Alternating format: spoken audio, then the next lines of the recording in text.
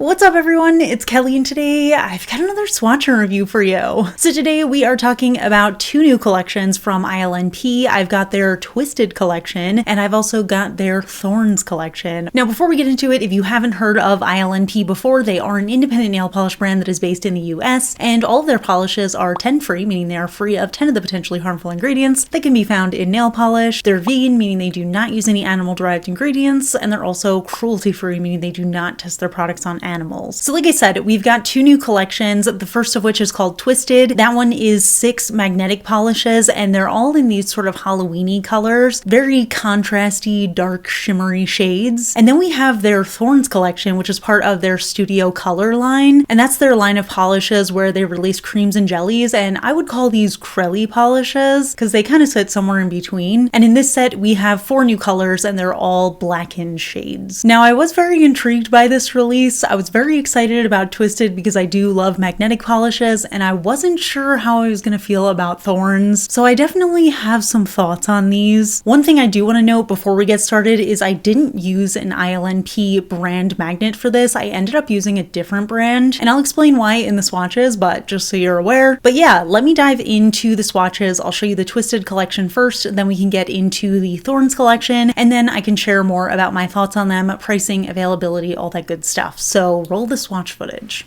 Why did I do that? So as with all of my swatch and review videos, I am using base coat underneath all of my swatches just to protect my natural nail and prevent any stains. Today I'm using the ILNP base coat. And we'll start off with the Twisted Magnetics. This first shade is called Radioactive. So before magnetization, this basically just looks like a lime green shimmer, but you can actually see, even just as I'm applying it, little specks of orangey copper kind of color coming through. And what's really interesting is that once you magnetize it, all of the magnetic pigment is that green color, so it kind of leaves behind this intense orange. So what I like to do for my magnetics in general is I'll do 2 coats for opacity, and then I will apply a third thicker coat, and then I'll magnetize that while it's still wet. So first I'm going to show you the velvet style, basically just hovering my magnet around my nail, and it just brought all of that green pigment up, and then as I moved my nail around, you could see the underneath layer was kind of orangey, but this way wasn't as intense for this collection as I found with the cat eye style. So let me show you the cat eye style as well. So again, just 2 coats for full opacity and then a third coat for magnetization. I just hold the magnet over it for 30 to 60 seconds and it reveals this really gorgeous sharp line. We have this sort of blackened base with the orangey copper color in there, and then we have an intense green magnetic 3-dimensional line. So I thought this way is absolutely stunning. Next up, we have yet another green one. This is Mad House, and this is probably the shade that I was the most excited about when I saw the promos because this is actually a mix of green and purple, which if you've been watching me for a while, you probably know not only are those my 2 favorite colors to wear on my nails, but purple and green together just feel like Halloween to me, so I was very excited to see this combination in action. Again, mostly without the magnetization, it just looks like a green polish, although this one is a little bit more of a cooler tone, and then you can see a little bit of those specks of purple in there. So again, starting off with the Aura Velvet style, and same thing, basically just pushing all of that green pigment to the top while putting all of that purpley pigment on the bottom. So as I move my nail around, it creates this really cool 3-dimensional effect. And one thing you'll notice, I'm about to do the cat eye style as well, which I think was a little bit more intense and fun, but I did notice with these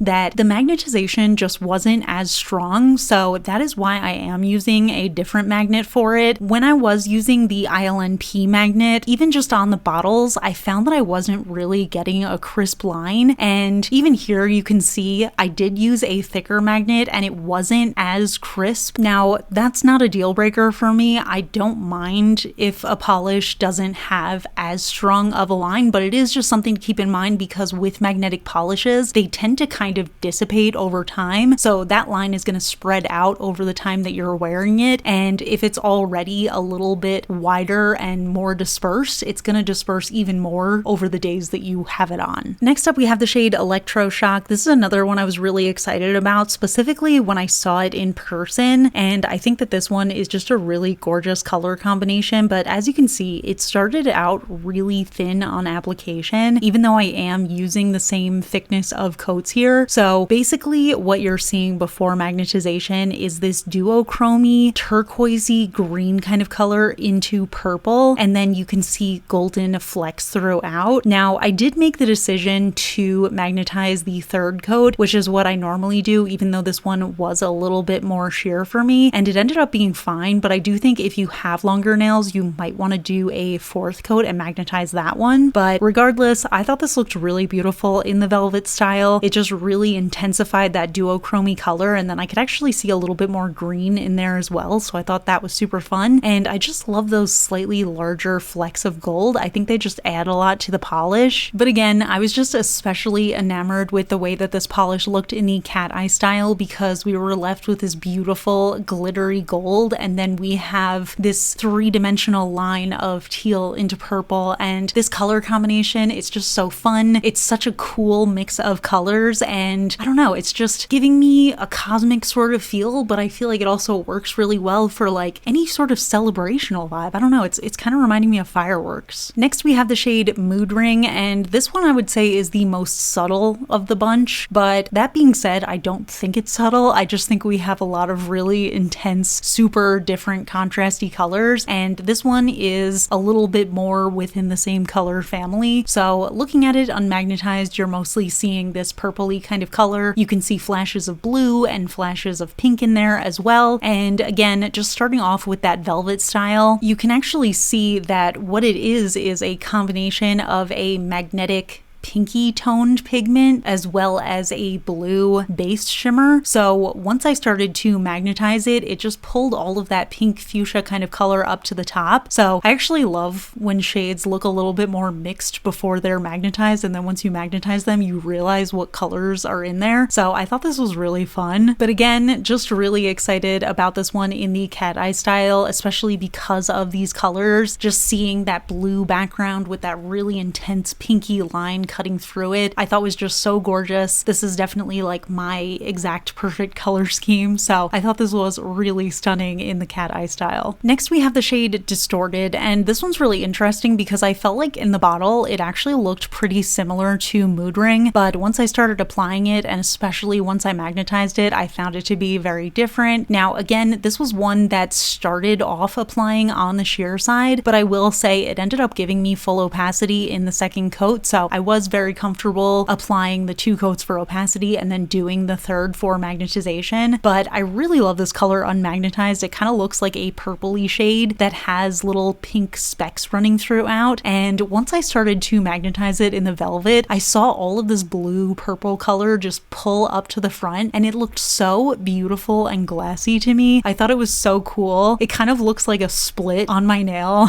in the video just because of the way the 2 lightings are, and I think that's really cool because you can kind of see the above layer and the below layer at the same time, where you can see that pink sort of speck coming through. So absolutely stunning combination of colors here. And then this one in the cat eye style, I would say is probably the most cosmic looking, like if you want a galaxy sort of manicure, because you get this blackened color with an almost coppery, pinky kind of fleck going on, and then you get this blue and purple 3D line that kind of looks like a nebula. So really beautiful, very space vibes to me. And then the final shade in this first collection is Overload, and I would argue this might actually be the most exciting color in the collection, even though it's actually just a black with a silver magnetic pigment running throughout. And the reason for that is because we actually have a whole rainbow of colors sparkling throughout. So I don't believe that this one is actually holographic. I think it's actually just a whole rainbow of shimmer colors, and we have it in a black base, and then we have the magnetic silver pigment. So it's kind of deceptive when you do it in the velvet style, especially if you magnetize it the way that I do, where you pull all the pigment to the top, because it kind of just looks like a silver manicure, and then you can see at extreme angles a little bit of that color. But once you try it in the cat eye style, this becomes one of the coolest polishes ever, in my opinion. And I have to say, even though it feels like a kind of simple colorway, it really is something that I do not have in my collection, and I own so many polishes, so I thought this was really cool, just having that beautiful black background with all the colors in there, and then having that beautiful silver three-dimensional line. So I really, really loved this one. So now let's move on to the Thorns collection. Like I said, these are more of a crelly formula, starting off with the color Nightshade, and this one is a very deep purple shade. So you can see in the first coat, it's a little bit sheer, but I ended up getting full coverage in that second coat. The one thing I will say about it is that once I apply that second coat, it basically became a black polish on my nails. Now, do keep in mind, I am pale, so darker colors tend to look even darker on me, and if you have a darker skin tone, it'll probably look a little bit more purple. But that being said, this is an almost black shade, so the more coats you do, the deeper and darker it's going to be. Next up, we have the shade Midnight Ink. So this one is a navy blue, and again, you can see in the first coat the color of that base,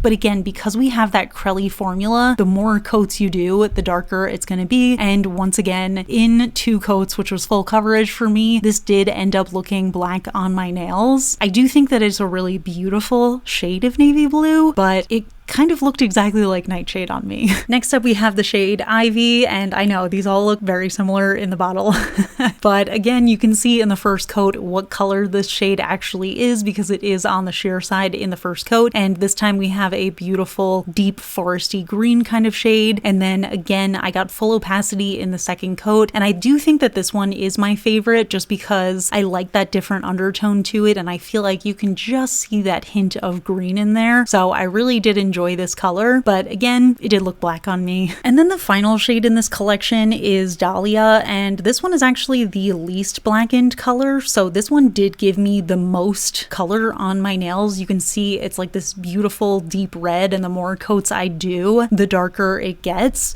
Now, I did start off with 2 coats, and you could see it still gave me a beautiful deep red shade. However, it was patchy in 2 coats, so I did end up needing to do a third coat for full opacity. And once I applied that third coat, it was basically an almost black as well. And I wasn't super into this one because I feel like this type of deep red is a very common shade, and I can usually find it in 2 coats. So I was very unimpressed with the fact that this one was a 3-coater. So here's all the polishes from this newest release together. The first 2 rows are the 6 polishes from the Twisted Magnetics collection, and then the bottom row is the Thorns collection, which is of course all of these blackened colors. And just looking at them side by side, I find myself pretty much disappointed because they look almost exactly the same, which is a lot coming from me.